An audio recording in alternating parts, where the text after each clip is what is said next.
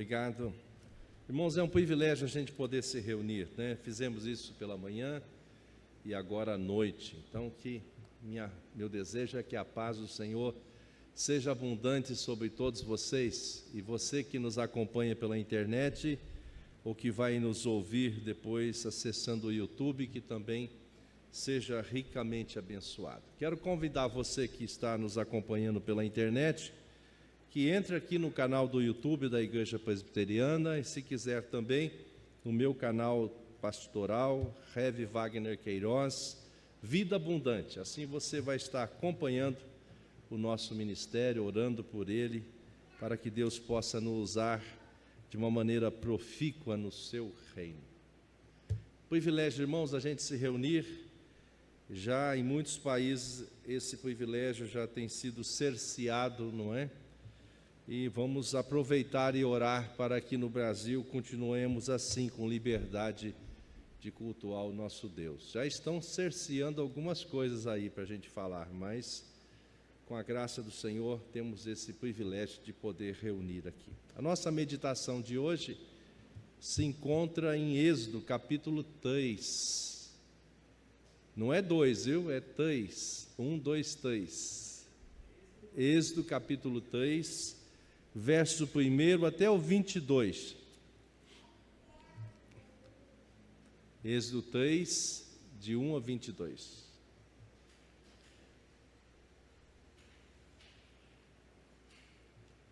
Apacentava Moisés o rebanho de Jetro, seu sogro, sacerdote de Midian, e levando o rebanho para o lado ocidental do deserto, chegou ao monte de Deus, a Horebe.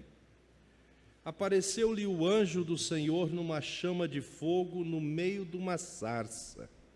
Moisés olhou, e eis que a sarça ardia no fogo, e a sarça não se consumia. Então disse consigo mesmo: irei para lá e verei essa grande maravilha, porque a sarça não se queima. Vendo o Senhor que ele se voltou para ver, Deus do meio da sarça o chamou e disse: Moisés, Moisés.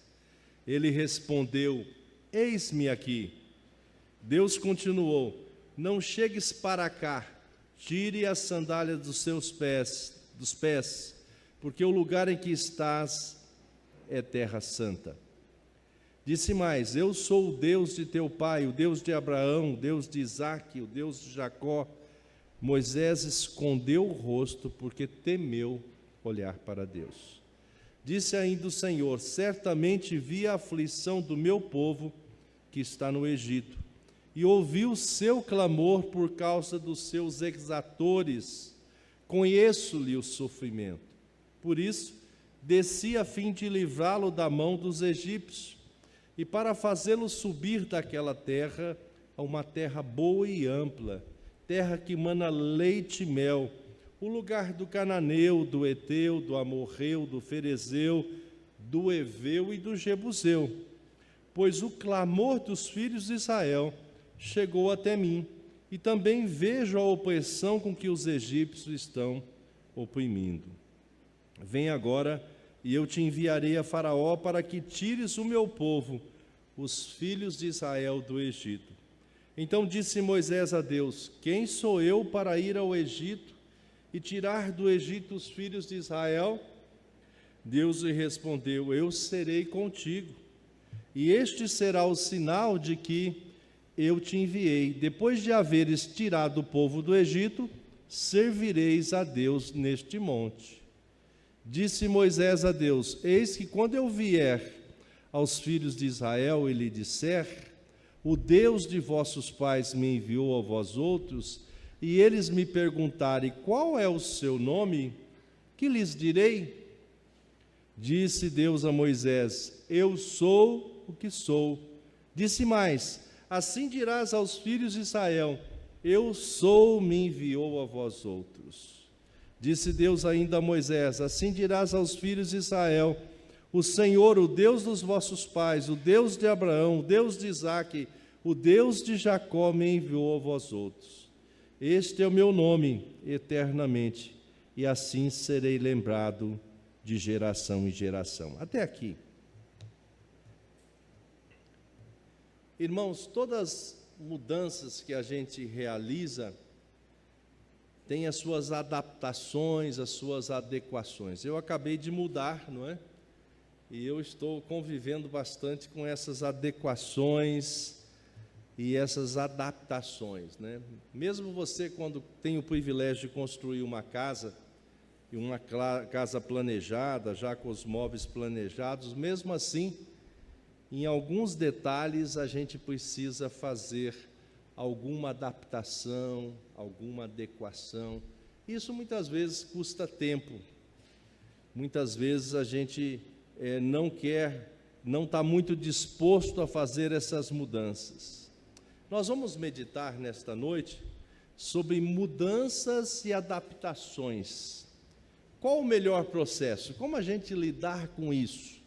Como que é a melhor forma da gente encarar essas mudanças e adaptações? Vamos fazer isso olhando aqui para a vida de Moisés, seguindo esse mandado do Senhor.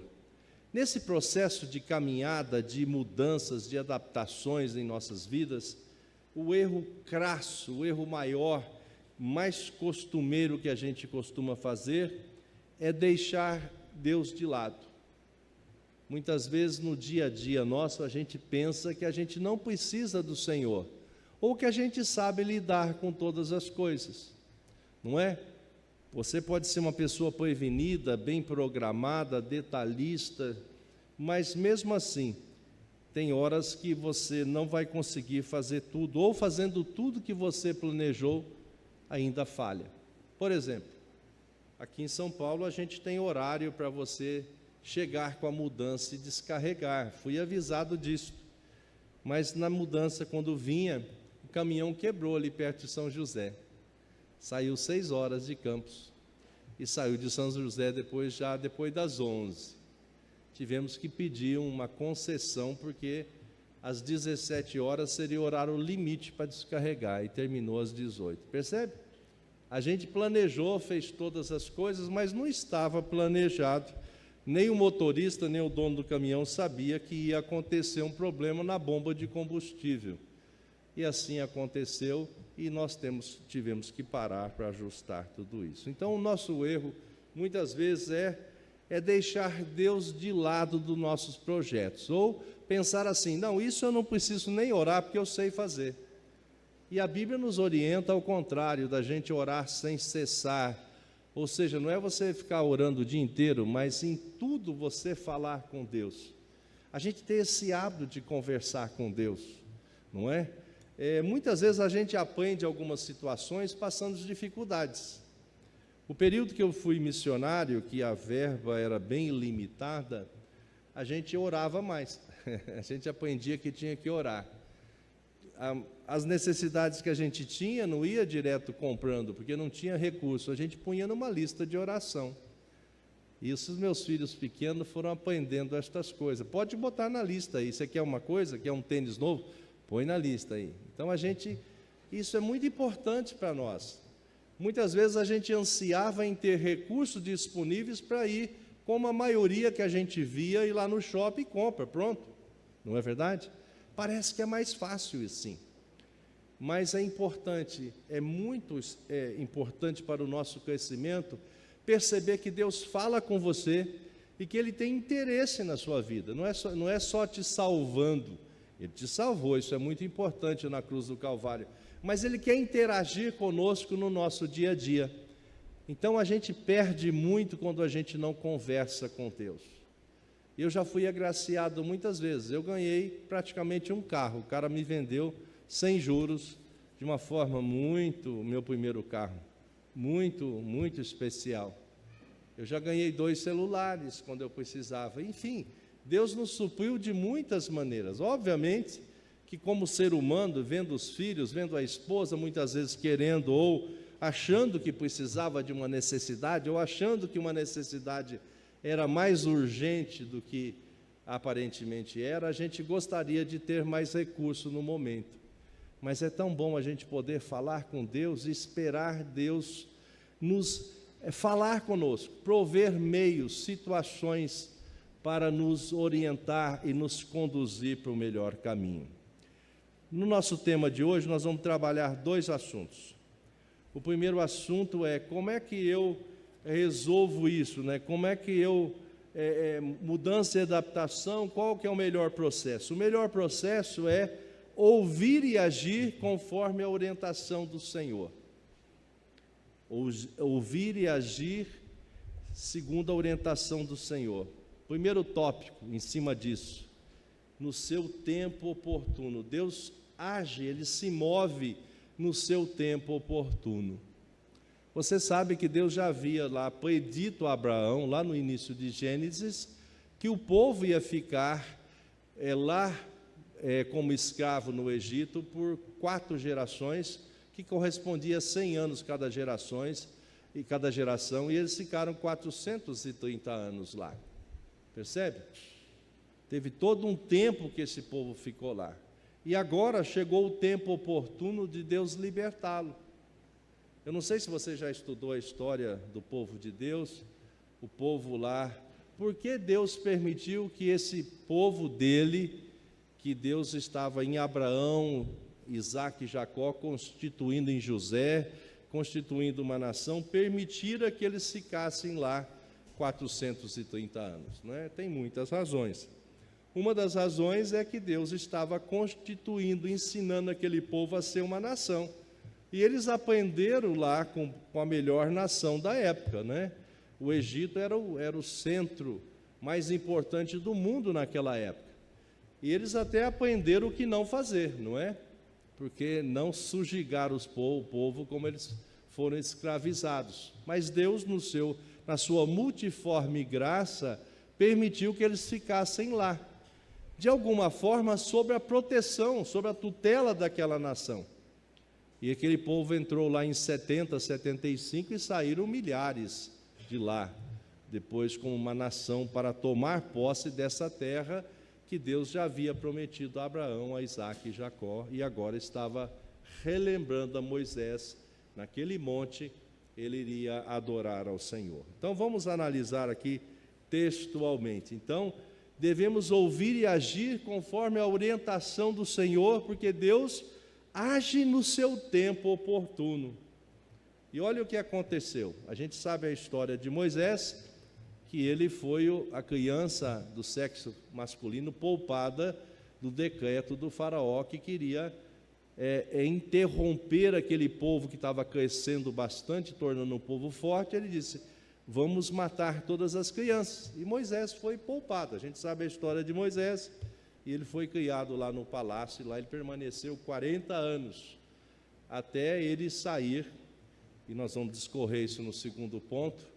E agora, nesse segundo momento, agora Moisés passa 40 anos no deserto, constitui família ali, ao lado de Jetro, seu sogro, mas num dia como qualquer, num dia como o outro, ele estava apacentando Moisés o rebanho de Jetro, seu sogro, verso 1, e ele leva o rebanho para o lado ocidental do deserto, chegou ao monte de Deus, a Horebe, como costumeiramente devia fazer.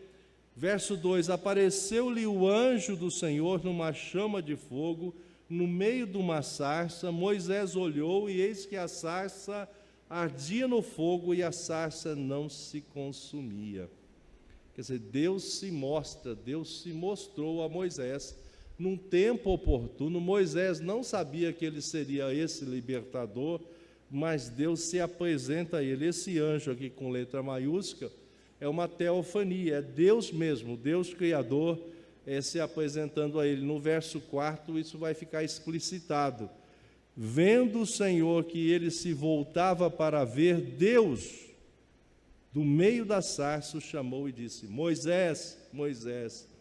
Ele respondeu: eis-me aqui. Quer dizer, Deus chama Moisés. Percebe? Deus fala conosco. Deus, no seu tempo oportuno, vai trabalhar aqui com o povo hebreu a maior adaptação, a maior mudança deles. Eles estavam lá subjugados como como escravos no Egito, mas vocês vão ver depois que na caminhada, quando eles começam a caminhar, muitos vão estar murmurando, dizendo, era melhor ficar lá. Então, de alguma forma, não estou dizendo que não foi boa a libertação, não, mas o povo é assim mesmo. A gente sempre reclama, mas de alguma forma eles estavam adaptados lá no Egito, embora clamavam ao Senhor sempre. Eu fico imaginando o povo de Deus reunindo, entre eles conversando. Veja, durou 430 anos. Olha, existe uma profecia que o Senhor vai mandar um libertador. Moisés também tipifica o Senhor Jesus, que nos libertou do pecado. Então, imagina esse povo passando, morreram, nasceram outros, ouvindo a mesma história, como isso de alguma forma alentava o coração de muitos, mas também para alguns devia pensar, isso é uma história antiga, não vai acontecer. Eu faço um paralelo com os nossos dias. Talvez nós hoje não estejamos tão atentos pensando que Jesus vai voltar. E Ele vai voltar. É uma história antiga, né? Já tem 2000 anos que Jesus veio e foi assunto ao céu e disse que voltaria a buscar a sua igreja. E Ele voltará. Mas como a gente tem ouvido isso? A gente consegue mais ou menos entender o que esse povo estava ali ouvindo, as gerações contando que eles seriam libertados. Mas alguém já tinha vivido e morrido, o avô, o bisavô, e falando para os outros esta história. Como nós, quantas gerações nossas já morreram ouvindo falar que Jesus voltaria? E Ele vai voltar. A nossa geração precisa continuar crendo que Jesus vai voltar. Vai ser a nossa maior adaptação e mudança, é morar eternamente com Deus, onde nós vamos ter um novo corpo, o corpo transformado, o corpo que não vai ter dor, não vamos ter mais que tomar remédio, não vamos ter mais imperfeições, nós vamos viver eternamente com o Senhor. Então vai ser a grande mudança, a grande expectativa nossa. A minha pergunta é, essa expectativa é grande para você hoje? Você acorda pensando, Jesus pode voltar hoje? Ou Jesus pode voltar antes desse culto terminar? Ou no horário previsto, né? Porque se Ele voltar antes, o culto vai continuar, né? Com certeza. Então, percebe como a gente vai se acomodando às nossas... Preste atenção, como a gente vai se acomodando ao nosso dia a dia. A gente reclama muitas vezes da situação, mas a gente acomoda. A gente não gosta muito de mudanças, de fazer adaptações, porque elas nos custam. Não é? Se você, por exemplo, tem um orçamento de R$5.000 e acha que precisa de 6, e você quer fazer um outro trabalho, a gente chama isso de bico, né? Fazer um outro trabalho, você vai ter que se adaptar.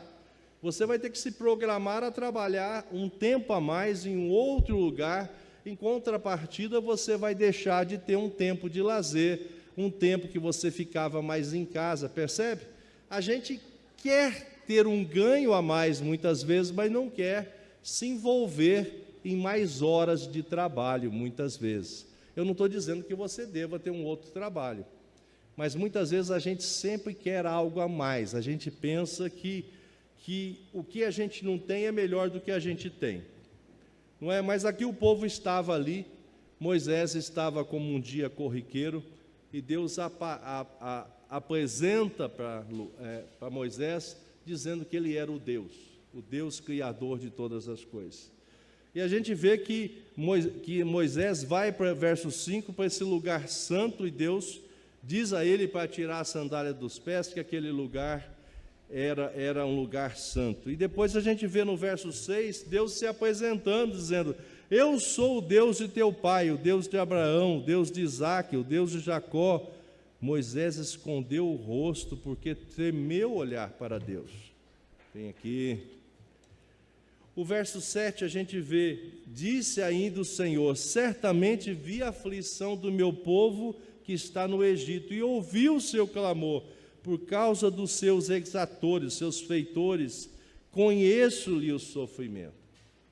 Verso 8 a gente vai e por isso descia a fim de livrá-lo da mão dos egípcios, para fazê-lo subir daquela terra, a uma terra boa e ampla, terra que mana leite e mel, lugar do cananeu, do eteu, do amorreu, do ferezeu, do eveu e do jebuseu.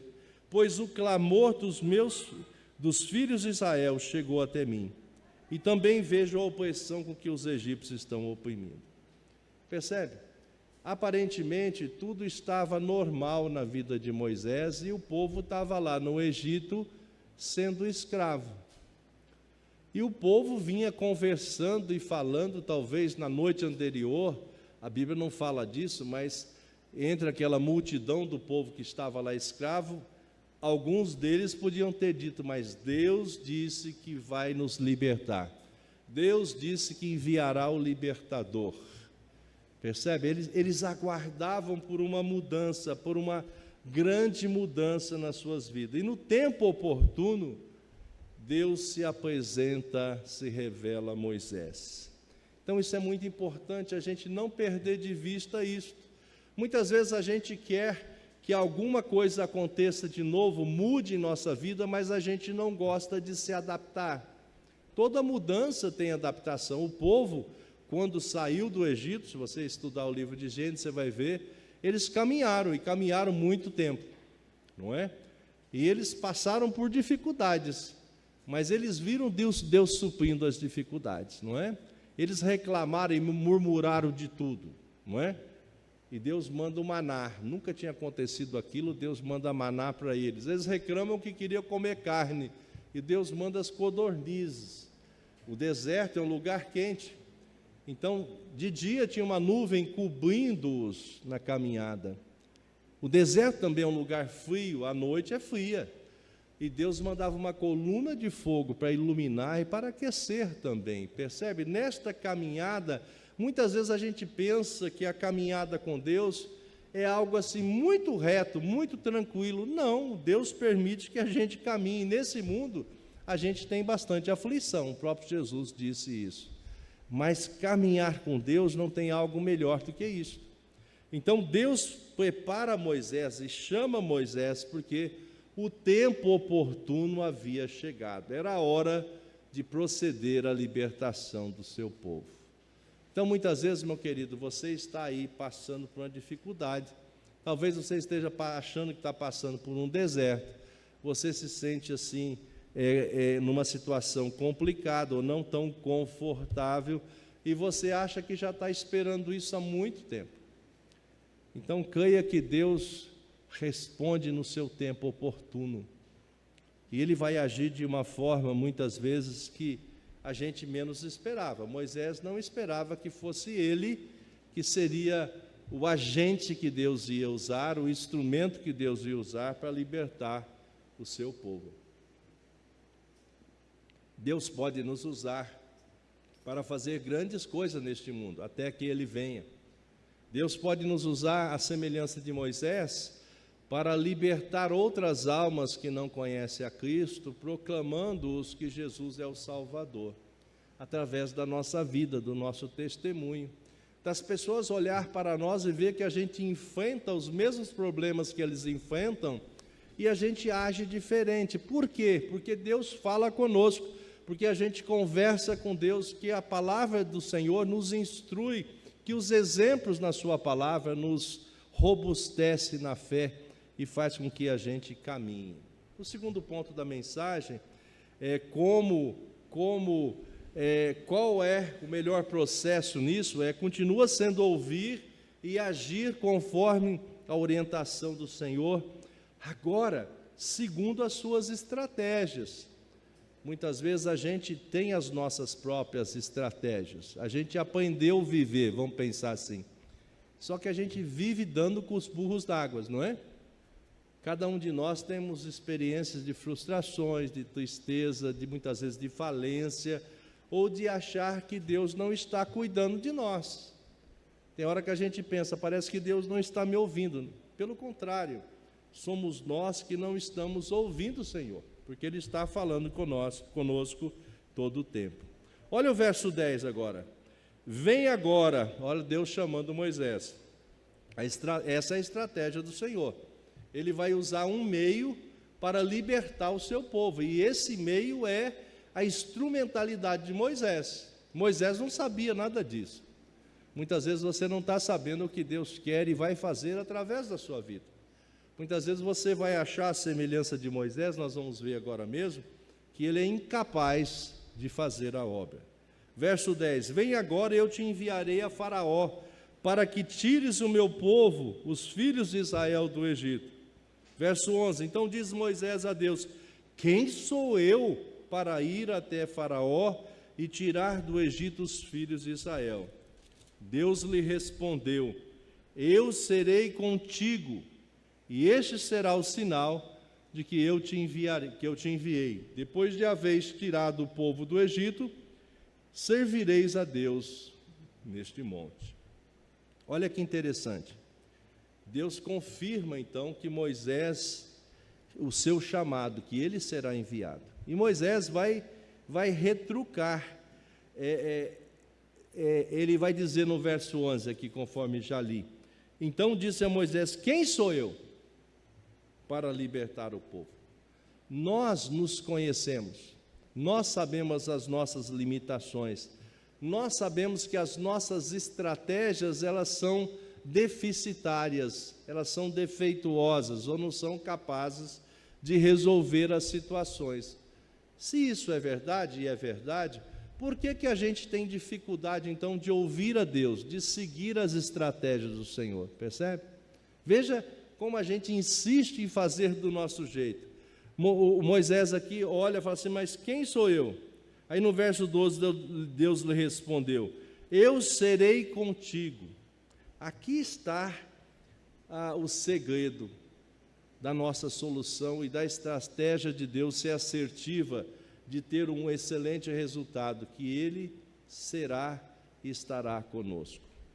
É interessante a gente perceber que Moisés devia ter aqui, deve ter trazido à sua memória o que aconteceu, que está registrado em Êxodo capítulo 12, do verso 11 a 14, está assim, em Êxodo 2, de 11 a 14. Naqueles dias, sendo Moisés já homem, saiu a seus irmãos e viu seus labores penosos, e viu que certo egípcio espancava um hebreu, um do seu povo.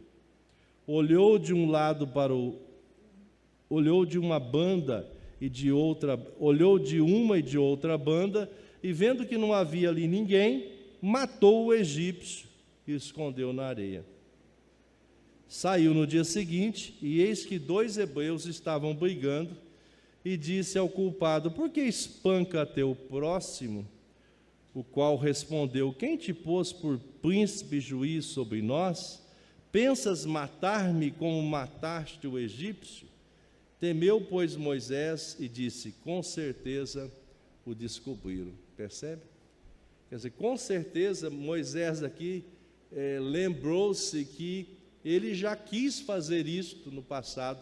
Ele quis apequenar ou diminuir o penoso trabalho lá dos seus irmãos, e quis fazer justiça com as suas próprias mãos, e deu errado, e por isso ele teve que sair do Egito, e ele fica 40 anos exilado, um tempo de preparo, um tempo de reflexão, um tempo que Deus concedeu a Moisés, não é? Ele tinha 40 anos lá no Egito, agora 40 anos no deserto ali com Jetro, e ele volta então com 80 anos lá para cumprir a promessa de Deus. A grande diferença agora é que Deus está dizendo que seria com ele, que estaria com ele. Ele continua sendo o mesmo Moisés. E a gente vai ver que Moisés vai continuar discutindo com Deus, que ele é gago, que ele tem dificuldade, e Deus vai dizer quem que fez a boca, ele vai estar conversando com Deus, mas enfim, ele vai ser um instrumento de Deus, e ele vai lá para cumprir esta promessa que Deus havia feito a Abraão, que aquele povo ficaria lá 4 gerações e seria libertos, e através da vida de Moisés ele é liberto. O verso 13 disse Moisés a Deus: eis que quando eu vier aos filhos de Israel e lhes disser: o Deus dos vossos pais me enviou a vós outros, e eles me perguntarem: qual é o seu nome? Que lhes direi? Disse Deus a Moisés: eu sou o que sou. Disse mais: assim dirás aos filhos de Israel: eu sou, me enviou a vós outro. Disse Deus ainda a Moisés: assim dirás aos filhos de Israel: o Senhor, o Deus dos vossos pais, o Deus de Abraão, o Deus de Isaque, o Deus de Jacó, me enviou a vós outros, e este é o meu nome eternamente, assim serei lembrado de geração a geração. Não sei se você já tentou sobre o nome de Deus, né? Eu sou o que sou, quer dizer, eu sou o Deus que pré-existe, o Deus que não precisa de predicativo, né? Todos nós precisamos de predicativo. Eu sou o filho do João, da Maria, eu sou da cidade de Barretos, eu sou engenheiro. A gente precisa de qualificadores. Deus é: eu sou. Eu sou o que existo, eu sou o Criador de todas as coisas. Aqui está a grande estratégia, aqui está a grande diferença, que esse Deus estaria com Moisés, e esse Deus está conosco. Percebe, irmãos, eu não sei quais são as suas lutas, quais têm sido as nossas lutas. Eu sei que nós temos lutas.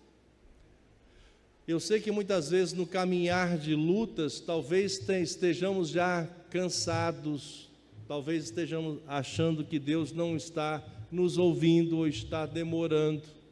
Mas o que a gente aprende aqui é que Deus age no seu tempo. E Deus tem os seus propósitos. E Deus está agindo no nosso tempo. E talvez a gente esteja achando que Jesus está demorando vir. Ou alguns pensam: será que Jesus virá mesmo? Será que isso não é história? Não é história. É uma história real. O Deus, o eu sou, enviou Jesus para que morresse por nós na cruz do Calvário, para nos dar vida e vida eterna. E esse Deus que subiu aos céus, Ele voltará para nos buscar também, para nos libertar desta vida, da morte física, e nos dar esta vida eterna com esse corpo glorificado, e viveremos eternamente com Ele. Eu não sei se isso te dá uma alegria, se isso te dá um contentamento, se isso te dá uma esperança, mas deveria dar, que essa vida nossa é muito fugaz, que ela é muito passageira. Esses tempos eu estava vendo a história das heranças, as pessoas que têm muita coisa e morreram e ficou por aí. Percebe? Muitas vezes nós estamos correndo atrás de algum conforto a mais. Muitas vezes a gente está triste porque não tem mais aquela coisa, ou a gente está olhando para o vizinho ou para o que está próximo de nós, querendo ter o que ele tem, e tudo vai ficar aqui. E muitas vezes a gente não luta com afinco para depender de Deus, para a gente ouvir Deus e querer estar no lugar que Deus quer que a gente esteja. Querer a semelhança de Moisés, ser libertadores. O Senhor quer que nós sejamos anunciadores desta palavra libertadora. Quantos estão escravizados pelo pecado e precisa que nós testemunhemos que o Senhor é o grande libertador, o grande salvador, o único que pode nos dar vida, vida abundante, o único que pode pagar o escrito de dívida que pesava contra nós através do pagamento na cruz do Calvário. Só Jesus pode nos salvar. E Ele nos dá uma vida aqui abençoada e uma vida eterna com Ele. Percebe? A gente não fica mais tão animado pensando na vida eterna. Percebe? A gente fica como se fosse uma história que vai acontecer. Mas vai acontecer. Nós precisamos, à semelhança de Paulo, pensar como ele. Para ele o viver é Cristo e morrer é lucro. Que a gente possa viver todo o tempo da nossa vida olhando para o Senhor. Que a gente ser conduzido, que Deus age no seu tempo. E quando Ele age, e quando a gente segue a sua estratégia, nada e ninguém pode obstar a sua vontade. Que Deus possa nos abençoar, queridos, sempre. Que você possa compreender a palavra do Senhor, colocá-la na mente e no coração, que você possa fazer uso desta palavra, que ela seja para você ânimo, seja para você força, gere em você entendimento, gere em você compreensão, para que a sua vida aqui na terra seja boa, no sentido de você saber que Deus cuida de você. O eu sou é o seu Senhor. E Ele te cuida de você, Ele te orienta, Ele te envia, e Ele tem nos enviado, como está lá registrado em Mateus, para a gente ir e pregar o Evangelho onde a gente estiver, para que as pessoas vejam que nós somos do Senhor Jesus, que nós temos a palavra de esperança para esse mundo, que possamos viver desta forma, crendo que o Senhor é esse Deus que está conosco, e agindo Ele, nada e ninguém pode impedir. Que Deus te abençoe.